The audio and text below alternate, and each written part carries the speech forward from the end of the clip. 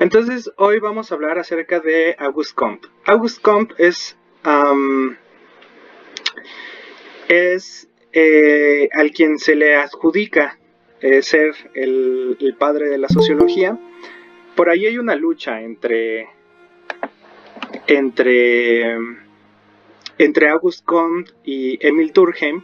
Ambos son franceses, pero la lucha consiste en que Émile Durkheim como que ya creó un método más mejor pensado, más estructurado, y por eso a veces se lo atribuyen a Émile Durkheim, pero en realidad no importa tanto quién es el padre, sino cuáles son sus aportaciones, ¿no?, al pensamiento sociológico.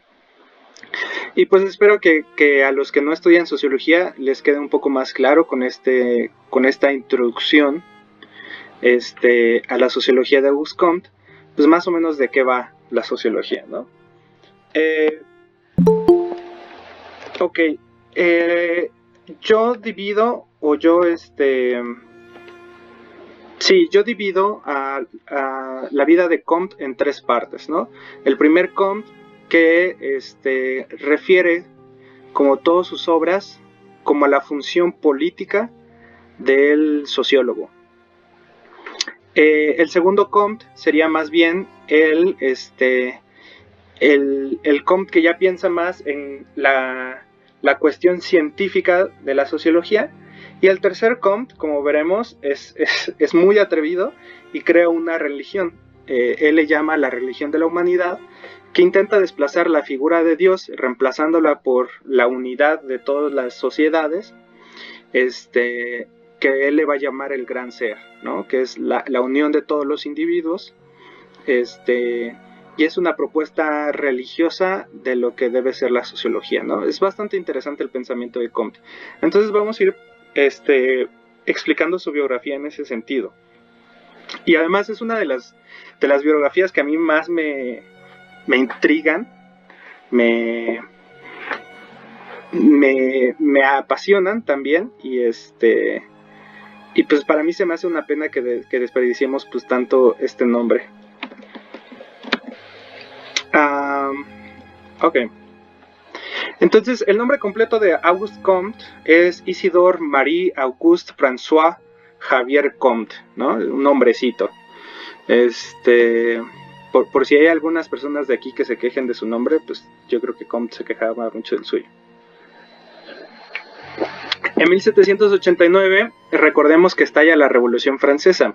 La Revolución Francesa es una parte fundamental de la historia moderna. Es como la declaración de que el antiguo régimen, que es la Edad Media, va a desaparecer y comienza un nuevo ethos. Enrique Dussel le llamaría ethos, ¿no?, que es una nueva forma de pensar, es una forma nueva de hacer las cosas.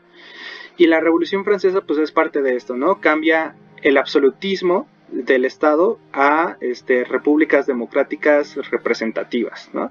Entonces es bastante interesante situarlo en la historia, porque unos años después de la Revolución Francesa, pues nace Auguste Comte el 19 de enero de 1798 en Montpellier, Francia. Es bien interesante que él nace en una familia católica y monárquica, ¿no? Porque él está influenciado por el pensamiento tanto revolucionario como por el pensamiento monárquico, ¿no? El pensamiento monárquico por parte de su familia, que lo educaron, que aunque tuvo problemas con sus padres, con sus primeros padres, pues aún así se le quedaron muchas cosas, y influenciado por la juventud y por el movimiento revolucionario de su tiempo, pues como que comparte un poco de ambas cosas, ¿no? En 1814 es admitido en el École Polytechnique de París, que es un centro de estudios que había sido pensado como un centro del ejército para desarrollar tecnología para el ejército precisamente, pero posteriormente se convierte en un centro de estudios muy reconocido en París, de ciencia avanzada, ¿no? Entonces Comte va allá a estudiar ingeniería y estudiar matemáticas, para lo que era muy diestro. De hecho es bastante reconocido por estas es bastante reconocido en su momento por su inteligencia. Su inteligencia tanto en estos ámbitos matemáticos como en su inteligencia en ámbitos filosóficos. De hecho, sus amigos lo nombraban como el filósofo, ¿no? Y eso es bastante interesante porque nos habla de que es una persona que con mucha sabiduría, con mucha inteligencia. Okay.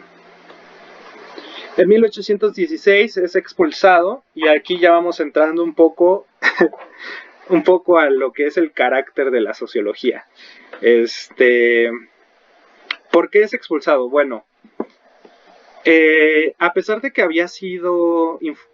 a pesar de que nació en el seno de una familia monárquica, cuando era joven ya defendía las ideas revolucionarias. Y recordemos que en 1815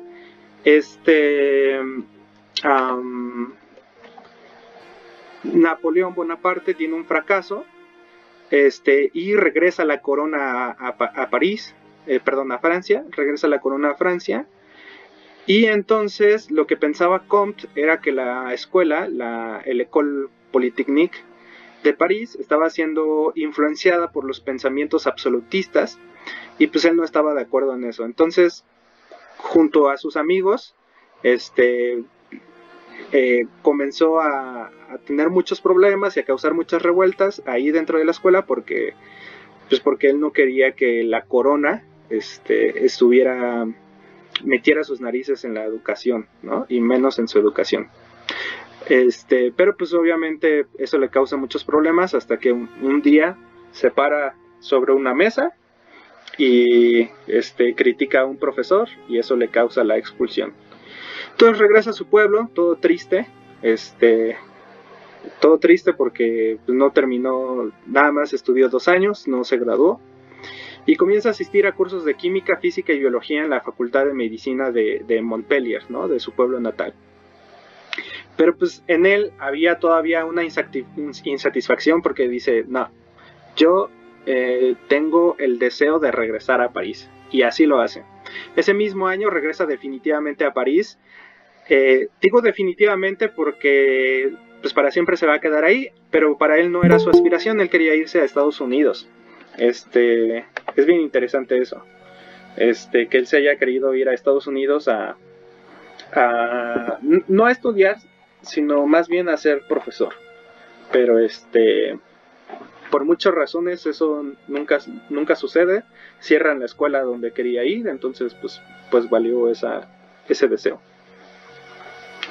Y bueno, en 1817 conoce a Henry Saint-Simon. Seguramente algunos de ustedes ya han conocido, ya conocen este nombre, que es un filósofo que va a aportar muchísimas cosas al pensamiento de este primer Comte. Comte se convierte en el secretario de Saint-Simon y juntos trabajan entre otras cosas, en una enciclopedia de 2 volúmenes. Recordemos que el conocimiento enciclopédico estaba en boga en esos días. Entonces, ellos intentan escribir 2 volúmenes de ciencias teóricas y ciencias de la aplicación, que entre conocimientos acerca de la tecnología, pues también agregan cosas como biología, matemáticas, etc. Entonces, el primer Comte, este primer Comte no se preocupa tanto por el carácter sociológico, sino que más bien se preocupa por cuestiones políticas. Como que está diciendo, debe haber algo en la política que transforme la forma en cómo vivimos, ¿no? Él estaba pensando obviamente en su sociedad. En 1819 escribe su primer artículo, que es más bien un opúsculo, ¿no? Que serían, que es el texto que les mandé, el texto que traduje, que es Separación General de las Opiniones y los Deseos, que es un textazo. A mí me fascina ese texto porque como que revela el deseo que tiene de que la sociología se convierta como en en un elemento para ayudar a tomar decisiones en la sociedad. Y bueno, hay un segundo Comte. Este segundo Comte está definido por su escrito del curso de filosofía positiva. A ver.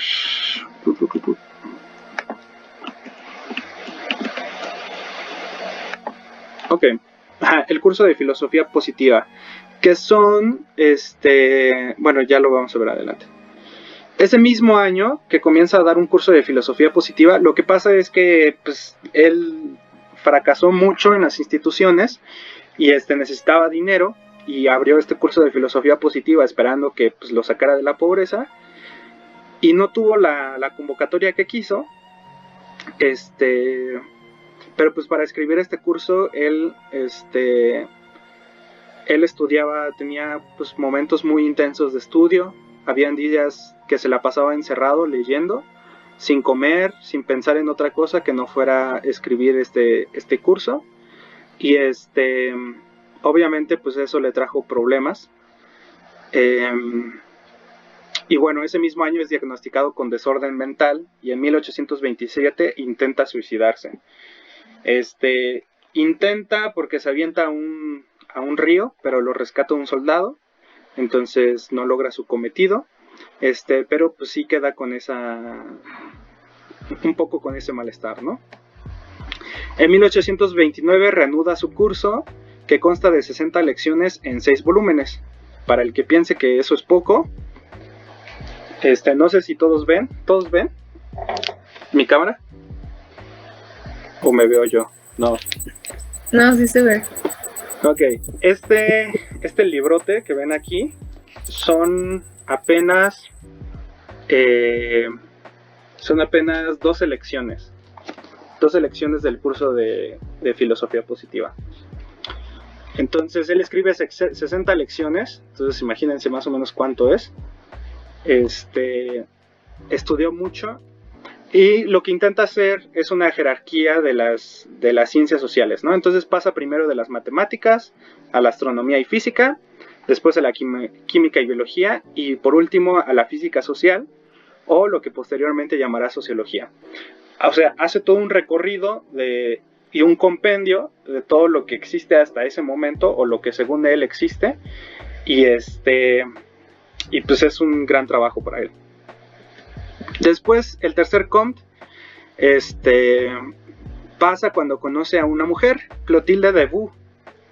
Esta parte es bien interesante, no sé si todos lo sepan, pero todos concuerdan que hay un Comte antes de Clotilde y un Comte después de Clotilde, porque se enamora perdidamente de esta mujer, aunque solamente pueden estar juntos un año, porque Clotilde enferma y fallece en 1846. Entonces, de tener a un Comte bastante racional, después de que conoce a Clotilde, pasa a ser un Comte bastante sentimental, ¿no? Y en 1850 establece la fórmula sagrada del positivismo, ¿no? El amor por principio, el orden como base y el progreso como fin.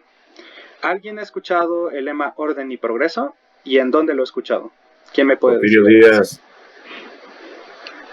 Porfirio Díaz, exacto. ¿En dónde más? ¿Alguien más me puede mencionar? ¿En dónde lo ha visto?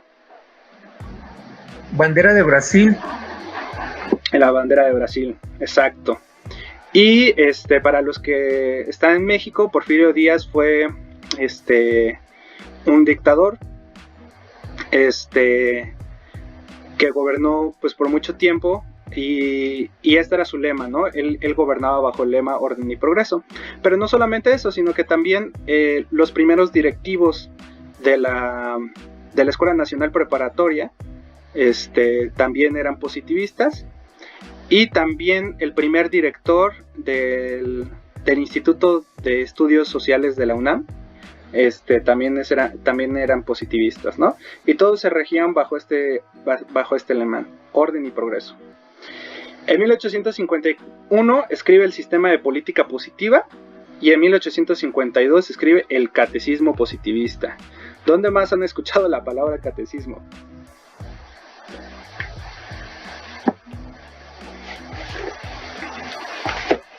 En la En iglesia. la iglesia.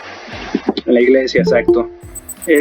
Auguste Comte lo que hace en su tercera etapa es crear una religión, como ya lo comenté, crea una religión. Y para establecer las leyes que van a regir su religión, escribe esto que se llama el catecismo positivista. Y el catecismo se escribe como un diálogo entre Clotilde y Comte. O sea, Clotilde ya estaba muerta, ya había fallecido, pero Comte utiliza su figura para escribir este texto, el catecismo positivista. Entonces crea la religión de la humanidad. Entre el sistema de política positiva y el catecismo positivista, como que ambos intentan construir y perfilar la física social, o el paso de la física social a la religión de la humanidad. Es sumamente interesante esta parte de Comte, porque de haber criticado todas estas formas teológicas de gobernarse, pasa él mismo a constituir una religión. Ahora, algo que quería comentar era sobre el comentario que Alejandra Tovar comentó la sesión pasada. No sé si lo recuerdan todos los que pudieron estar la sesión pasada. Ella habló acerca de que el tiempo no era unilineal, sino que era como un ciclo. Sí es así, ¿no, Alejandra? ¿Puedo aportar algo del positivismo? Claro que sí, Alejandra, por favor. Ay, es que estaba muy atrasado, era como por la primera diapositiva. Perdóname, es que no, pero yo lo digo por si es oportuno o ya seguimos. Sí, es oportuno, claro que sí. Ok, bueno, con lo que comentabas de Augusto Comte, él, por lo que yo recuerdo, fue de los que vivió las últimas etapas de la Revolución Francesa. Entonces, con lo que comentabas de que él tenía un pensamiento, pues, de a grupos sociales, es que para mejorar a la sociedad era necesario crear esta sociedad teórica en la cual pues existía una consideración hacia esos grupos sociales y por lo que luchaban. Y pues también bueno, no creo que estaba porque bueno, yo que recuerdo tiene como 3 etapas o estados estudios, perdón, pero no sé si sabes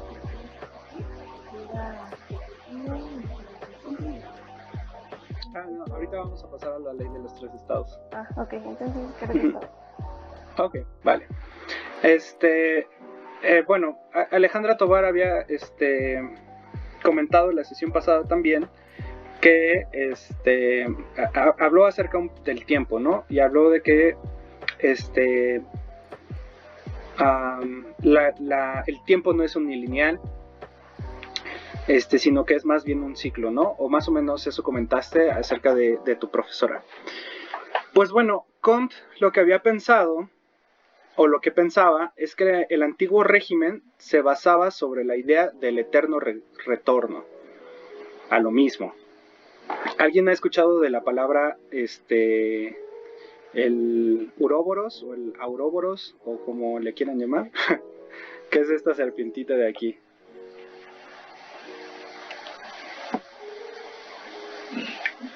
Bueno, el uróboros es esta figura que existe aquí, que ha existido en muchas mitologías. Y la idea del uróboros es que la historia siempre se repite, ¿no? Que no hay progreso en la humanidad, sino que la historia siempre se repite. Y Comte argumentaba que no habían hechos para defender esta idea. Lo que Comte pensaba más bien es que era la historia era un continuo y que había un progreso de la humanidad, ¿no? Él decía que los primeros en descubrir esto fueron los cristianos, cuando pasaron de Moisés, de que su líder fuera Moisés, a que su líder fuera Jesús. Comte pensaba que esa fue la primera vez que la humanidad tuvo una experiencia de que el tiempo progresaba. Y tardó pues varios siglos para que para que ese pensamiento o esa noción del tiempo ya fuera una experiencia común a todos los hombres, ¿no? Entonces es bien interesante esta filosofía que tiene Comte de la historia. Es decir, él no pensaba que la historia fuera un círculo o que siempre se retornaba a lo mismo, sino que él pensaba que la historia tenía un progreso. Entonces esa idea de progreso se convirtió en el fundamento de su pensamiento. No importa tanto en cuánto divide ese tiempo, sino que para él la idea fundamental es que hay un progreso. Entonces, si hay un progreso de la humanidad, hay un progreso en todos los ámbitos de la sociedad. Y pues ahora sí pasamos a la ley de los 3 estados. Oye, perdón. Sí. Yo tengo una duda. Lo que pasa con lo que yo comentaba del tiempo, yo tenía la noción de que era como una montaña rusa, pero el urólogo no sé por qué es ese aspecto. O sea, ok. Sí, el Uroboros lo que intenta demostrar es eso, que la historia se repite y está en muchas mitologías. Porque los griegos o los vikingos o incluso culturas en Asia creían que el tiempo se repetía y que los humanos solamente reproducían lo que los dioses hicieron en algún momento. Este pensamiento obviamente va a impactar también a la Edad Media y a su forma de organización política, donde la figura que siempre va a permanecer es el rey, ¿no? O sea, no importa cuánto tiempo pase, el rey siempre va a existir, el clero siempre va a existir y el vulgo siempre va a existir. Entonces, para ellos el tiempo era circular y no había noción de progreso. Cuando comienza la edad moderna y las revoluciones burguesas y con toda la industrialización comienzan a hacer la idea de progreso y que la experiencia humana en realidad mejora, por así decirlo. ¿Sí más o menos quedó claro? Sí, gracias. Ok. Entonces, ya pasando más en forma, la idea de progreso, Comte establece algo que se llama la ley de los 3 estados. El estado teológico, el metafísico y el positivo. Él pensaba que la humanidad pasaba por estas 3 etapas. El primero consistía en explicar todos los fenómenos a partir de agentes sobrenaturales como la imagen de Dios o dioses, ¿no? Es decir, ¿por qué tiembla? ¿O por qué llueve? ¿O por qué existimos? Porque Dios nos creó, porque Dios así lo quiso, ¿no? Todas las conciencias son... ¿Perdón?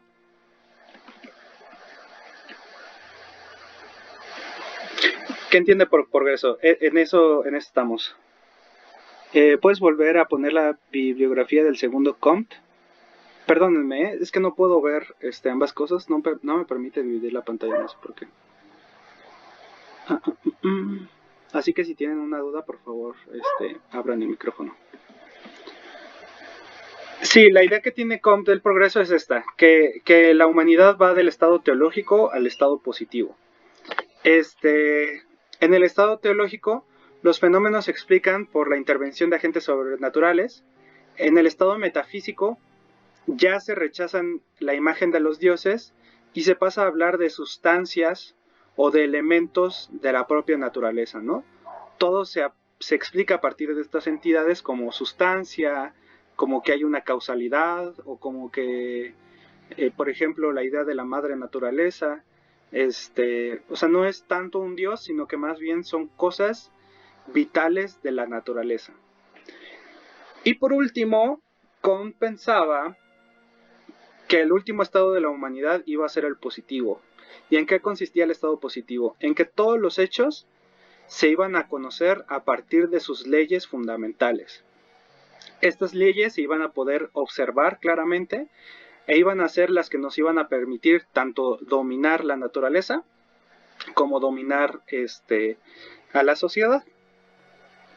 Para él esa era la idea de progreso. ¿Alguna duda con respecto a este punto?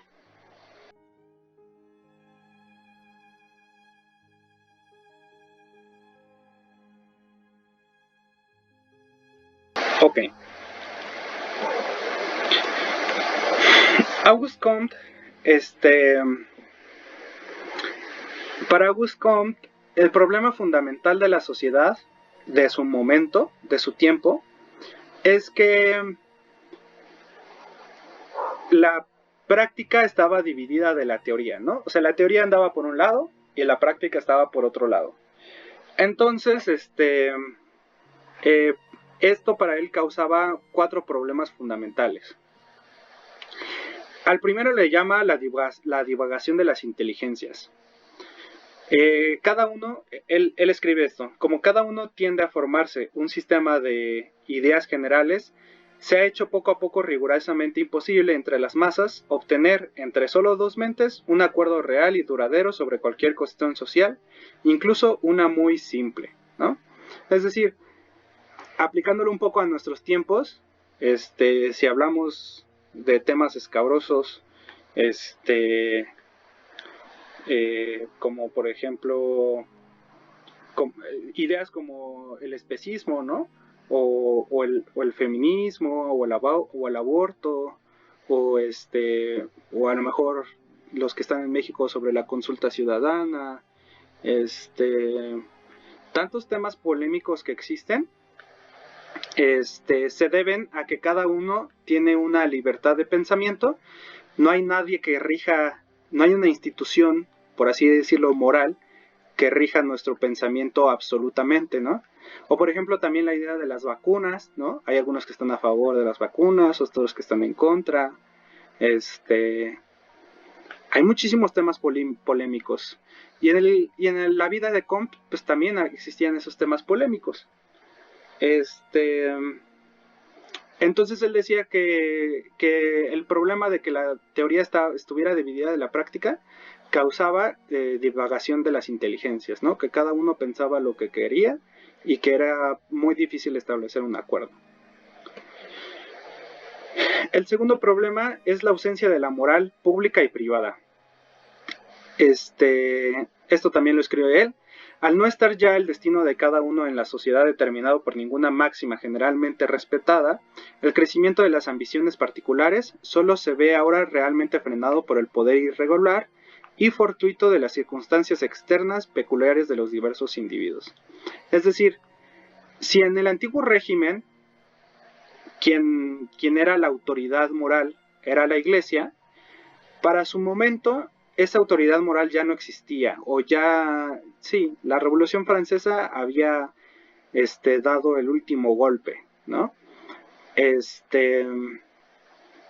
Y pues al no haber una ausencia moral, entonces nace el individuo, ¿no? Nace la figura del individuo. Esta figura del individuo es el que ahora se va a contener a sí mismo, ¿no? Es decir, no voy a robar porque mis papás me enseñaron que eso era malo, ¿no? Mientras que otros pueden decir, no, como yo soy pobre, yo sí voy a robar porque necesito. ¿Saben? Ya no hay una autoridad que dicte qué está mal, qué está bien, sino que más bien esas decisiones refieren al individuo. ¿Quedó claro más o menos este punto?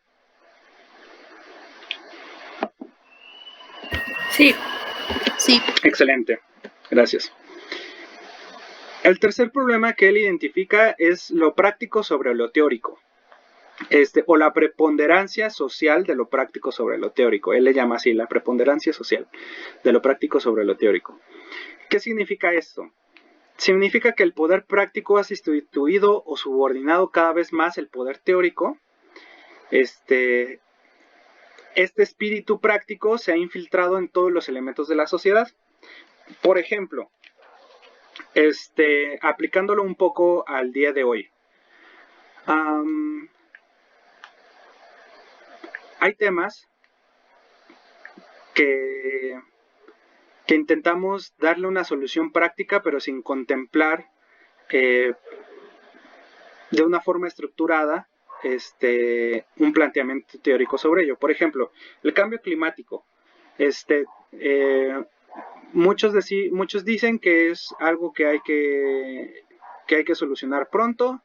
O sea, la teoría dice dice algo por un lado, ¿no? Que hay que solucionar el problema pronto, que la emisión de gases está afectando nuestra atmósfera, etcétera, etcétera, etcétera, ¿no? Pero ¿cuáles son las soluciones prácticas? Bueno, pues en vez de que las empresas que contaminan o que los gobiernos que no se hacen responsables de las fugas de agua o algo por el estilo, en vez de eso damos soluciones paliativas como la cancelación de los popotes, ¿no? Es algo práctico, es algo rápido, pero sin consideración de todo el espectro teórico del problema.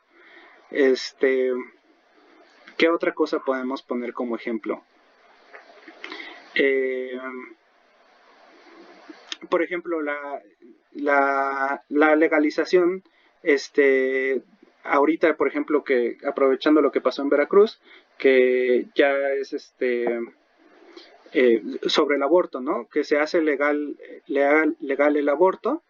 Es una solución práctica, claro que sí, pero el problema de fondo sigue existiendo, ¿no? Que tiene que ver con con N factores, ¿no? Es decir, para Comte, en su momento, habían muchas actividades prácticas, pero la gente no se detenía a pensar sobre las leyes que se escribían, no se detenía a pensar sobre las constituciones que se establecían, y de tal forma que habían muchas leyes, pero habían pocas soluciones reales. No sé si me doy a entender sobre este punto.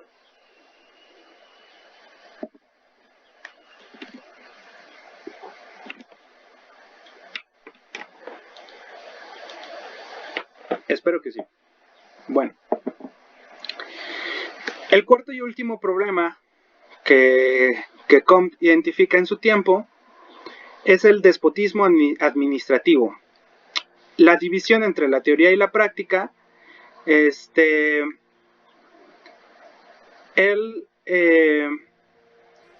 piensa que ha generado una centralización del poder, es decir, comienzan a existir estados administrativos fuertes, que ya no son reinados, pero el problema de esta centralización del poder está en que hay una corrupción sistematizada de esta centralización del poder. Es decir, podemos, por ejemplo, pensar actualmente en nuestros estados. Son estados centralistas, en nuestros estados latinoamericanos, son estados centralistas, pero encima son estados corruptos. Y ambos resultados para Comte eran, lo que caracteriza su pensamiento es que para él estos 4 problemas eran inevitables para pasar del estado metafísico al estado positivo. ¿Cuál era la respuesta de Comte ante estos problemas? Pues como ya lo mencionamos, el amor por principio, el orden como base y el progreso como fin. De esta idea, Comte escribe lo que es su idea de física social, que es buscar leyes sociales que nos ayuden a regir y a gobernar a gobernar la sociedad, ¿no? Por un lado, él crea lo que es la dinámica social y por otro lado, él crea lo que es la mecánica social. La mecánica se refiere al orden y la dinámica se refiere al progreso, ¿no? La mecánica se referiría como referencia, por ejemplo, a las estadísticas, ¿no? Al control estadístico de la sociedad, al control estadístico y burocrático de la sociedad. Y la dinámica se preocuparía más bien porque la historia o la sociedad cumpla satisfactoriamente su paso del estado metafísico al estado positivo. Y bueno, para Comte, ¿cuál sería la función de un sociólogo? Y para eso era importante que leyeran el texto, el primer opúsculo de filosofía social, porque él dice que hay 3 figuras: la opinión pública, los publicistas y los gobernantes. Para él, no hay que decirle a la opinión pública qué es lo que debe de querer. Es decir, si ahorita nos pusiéramos a preguntar ¿qué es lo que queremos realmente? ¿Cuál es el fundamento de nuestro deseo? ¿O qué es lo que nos gustaría o cómo nos gustaría vivir? Muy probablemente todos respondamos que queremos tener una vida feliz, una vida digna, una vida sin preocupaciones, ¿no?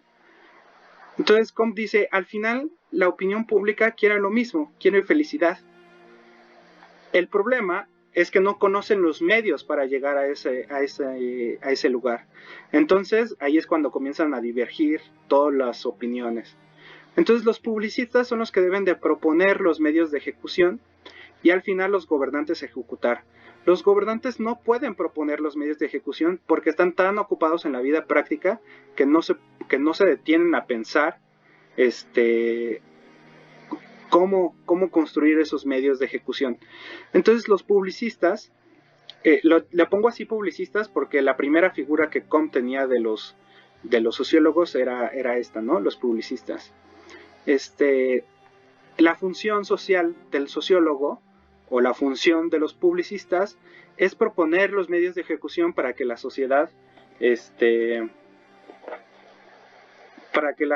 cumpla satisfactoriamente el paso de la etapa metafísica a la etapa positiva. Y bueno, ya vimos que él tenía como idea racionalizar todo, sobre todo en las primeras 2 etapas de su vida. Y la crítica latinoamericana que existe, pues es un concepto que surge como crítica, ¿no?, al racionalismo, que es el concepto de sentipensar. Sentipensar es el proceso mediante el cual ponemos a trabajar conjuntamente el pensamiento y el sentimiento. Comte no llegó a vislumbrar esta nueva forma de ejercer o de pensar el ejercicio sociológico. Y es un poco de lo que existe en la crítica latinoamericana. No vamos a profundizar en este concepto ahorita, pero sí más adelante. La función de estas 2 formas de percibir la realidad, es decir, pensar y sentir, abre un ámbito de posibilidades nuevos para el ejercicio sociológico. Y pues bueno, en general, eso es lo que les quería compartir el día de hoy. Acerca de Auguste Comte. Y pues ahorita me gustaría comenzar una discusión acerca de lo que se tomó, pero para eso vamos a pasarnos al siguiente link, ¿vale?